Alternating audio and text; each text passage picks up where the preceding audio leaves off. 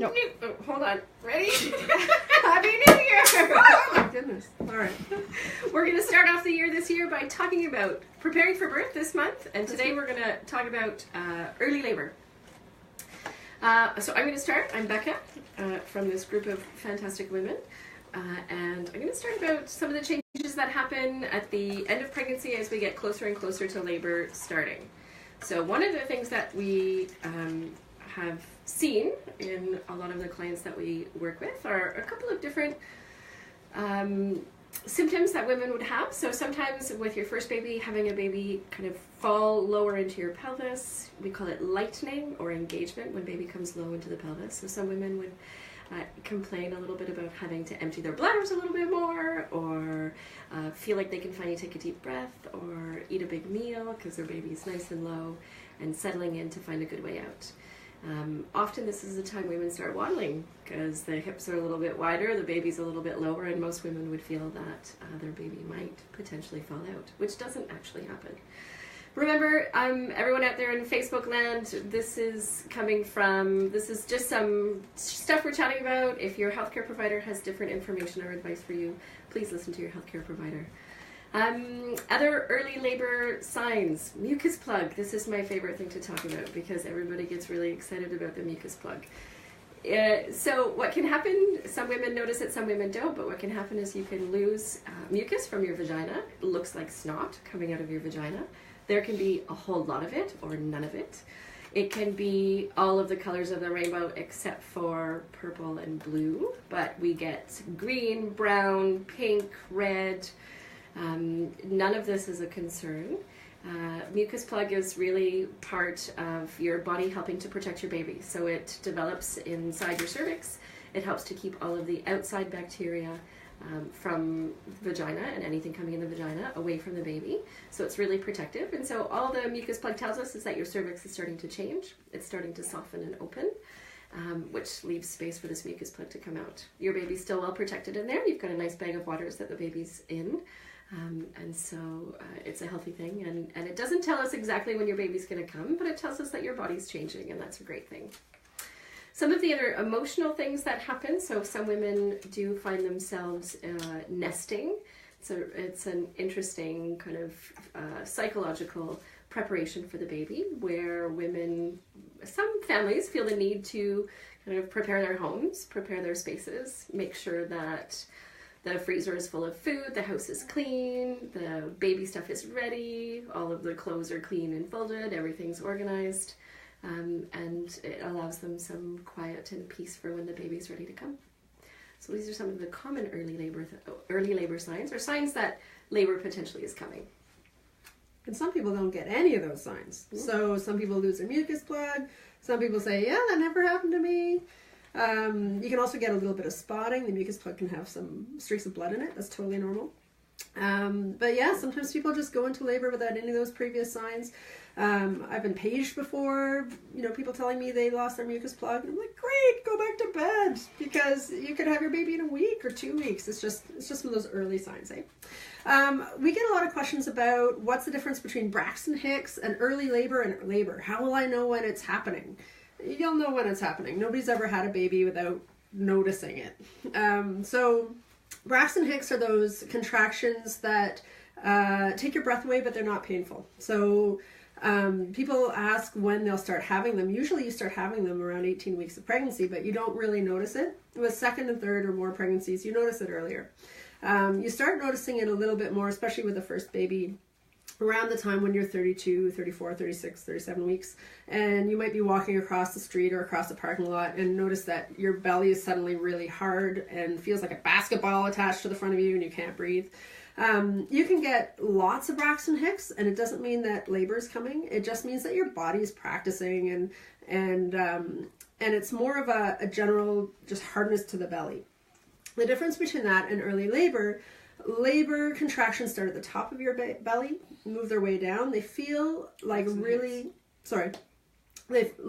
labor contractions feel like menstrual cramps, really low in the belly, like early menstrual cramps, and they are things that will be completely random at the beginning. not last very long, but will be painful. So early labor looks like, they might be lasting 10 or 15 seconds, coming every 15 minutes, and it's impossible to tell how long early labor will last. So that annoying kind of, it's coming rhythmically, but not really timeable, that's early labor. And the best thing to do for that is rest. And we'll talk a little bit more about that. That might last a couple hours. That might go away entirely and then come back in a week. That might ramp up and turn into active labor.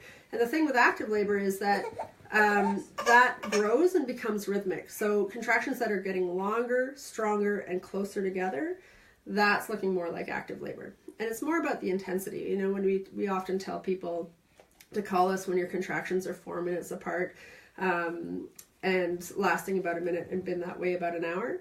And so that's the line where people have a hard time differentiating between early labor and active labor. Sometimes people will call me and say, yeah, I'm having contractions 4 minutes apart. And, but they're lasting, 30 seconds and I'm still really cheerful. That's not yet active labor. It's important that it's long enough to change your cervix and really intense. So for that early part, mostly just rest and know that it'll happen. Can I add something too? Yeah. So one of the things I find really compelling about early labor is the consistency. So I find that change in consistency, because exactly, there are some women who have really consistent contractions, but maybe they're long. Maybe they last like 2 minutes long, and they're not as strong. Or there are parts of the contraction or the contraction pattern that are consistent, but not all of them. And I find you really need to get into having the consistent timing of the contractions, intensity of the contractions, and length of the contractions. And sometimes it takes a while for those to all coordinate together. Sometimes it all happens at once, but early labor is inconsistent in some general way, I find, as a good way of determining whether or not it's time. And you might have them every 4 minutes, like 4 minutes, 4 minutes, 4 minutes, 8 minutes. And like the one after 8 minutes is really strong, but the 4 minute ones are less strong, a bit more and easier to cope with. Yeah, and you can talk through them. Yeah, but long contractions for me, that's still an early labor thing. Those long, like 2 minute contractions, that's still an early labor thing, even though they're a pain to deal with because they're so long. And the quality about timing it, like sometimes people, there's sort of a feeling of building up to it, and then the contraction, and then the sort of easing off it, and you should be timing it when that feeling of that contraction starts becoming intense, rather than the okay, it's coming. Don't time the okay, it's coming. Just time the contraction itself, because sometimes people will say, oh yeah, I'm contracting. It's like 1 minute and 15 seconds. But if I time it, it's more like 35 seconds. Mm-hmm. So it's important to know when to time it. Mm-hmm. And also to not time it. Yeah. And probably if you are wondering when the start and the end of the contraction is, you're still in early labor. Yeah, you're not in labor. Is that it starting? I'm not sure. I can still kind of feel it. Yeah. No, that's definitely early labor. Yeah. And it's a good idea not to time it until you feel like they're coming one on top of each other. And you're minding them, and you're having to work through them. Yeah, and I don't mean work like, oh, this sucks. Oh, it's so painful. I mean like, you got to work. But I've come and done early labor assessments where people have charts on the walls with all these, like the last 12 hours, and they're like, look what we did. And I'm like, you must be so tired. Oh my gosh. So just rest, because all that early stuff is it's just noise. You want to save up for the real deal. Mm-hmm. But it's not useless noise. It's like the symphony gearing up for the performance. So early labor is really your body getting prepared so that all lights are moving forward. When you are pregnant and in late pregnancy, your cervix, as Becca mentioned, the mucus plug protects your baby, but so does the position and the length of your cervix. So your cervix is long, firm, and it points towards your lower back or your tailbone. And that, of course, means that if you were trying to have a baby that way, your baby would have to turn an angle here to get out. And so what has to happen in order for active labor to be progressive is that your cervix has to get softer, much shorter, like paper thin, and it needs to turn forward so that it's in line with your vagina. And this work can happen during active labor, but it often happens during these early labor contractions, which is kind of nice, because if you had to do all of that work with the strength and intensity of active labor, that would be really hard. It's really common for early labor to start and stop. So you may have contractions that go all night, and then at 4, 5, or 6 o'clock in the morning, they ease off, and you get up and nothing all day, and then the next night the same thing happens, and that can be really normal. Becky was going to talk about how to manage early labor, but her baby required her, so she's off, so I'll keep talking about that. Feel free to jump in.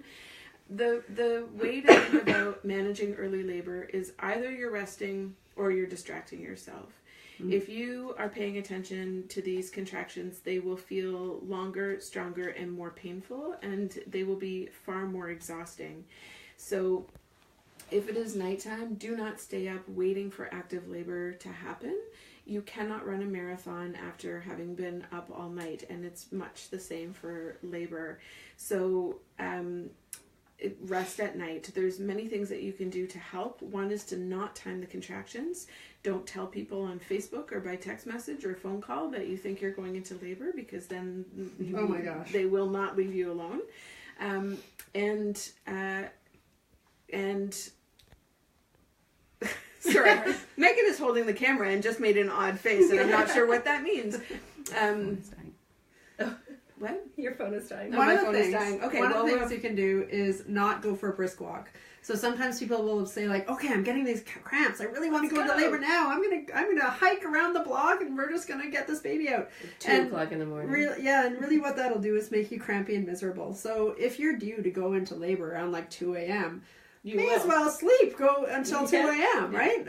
And the difference between going into active labor as well rested versus being up all night trying to get the thing going is a huge difference. Like in terms of enjoying your labor, and yes, it's totally possible to enjoy your labor. Absolutely. It makes a huge difference whether you're rested or not. Mm-hmm. So our advice is to go have a warm bubble bath, take some Tylenol and Gravol, have a good sleep. People say, oh, I could never sleep through that. Yeah, you could. You could totally. So make a nice nest of pillows on your bed where you can sort of do child pose, like leaning forward over the pillows. That a lot of people really like that. And get as much sleep as you can, and then you'll be well rested when labor actually kicks in. And your body will tell you. You'll know when labor's kicked in. You're not going to miss it. No. And during the day, if you're up and you are rested, then distract yourself. Go out for lunch. Go for a walk. Watch a movie. Do whatever it is that you like to do that will help you to be distracted by it. But don't pay too close attention to it. Next Thursday, we're going to be talking about active labor, and we invited people to send in their thoughts about what they wish people had told them about birth. And most of the comments that we received were actually about active labor. So we'll address those next week. If any of you have questions about active labor or any comments about what you wish you had known about active labor, please leave them in the comments below, and we will happily address them next week. I'd want to add into for early labor, we focus a lot on rest and distraction, but also you really need to keep your body well hydrated and well fed. So make sure you've got lots of yummy food in the house, lots of things you like to drink, food that will give you kind of long-term energy. So don't waste calories on chocolate bars, but protein bar or kind of soups and stuff that's easy to eat that you might see again. So make sure you feel comfortable seeing it again. None of us recommend any colored Gatorade, because that's not fun to see later. Or it's not a Gatorade. I don't know. A Gatorade, I find it comes in such interesting colors, and it comes out in such interesting colors. But keep yourself well rested, well hydrated, well fed. And surround yourself with all of those things that you love, including your partner. This is a great time for couples to hunker down, spend a day cuddling, and that intimacy that you might miss a little bit in the early postpartum when you're sleep deprived and when you're up in the night nursing your baby, and when things get a little bit busier. So that it's kind of your last chance to snuggle, and that intimacy can help labor progress and can help get you into active labor. So do a lot of snuggling and cuddling and kissing and smooching and eating and drinking and resting.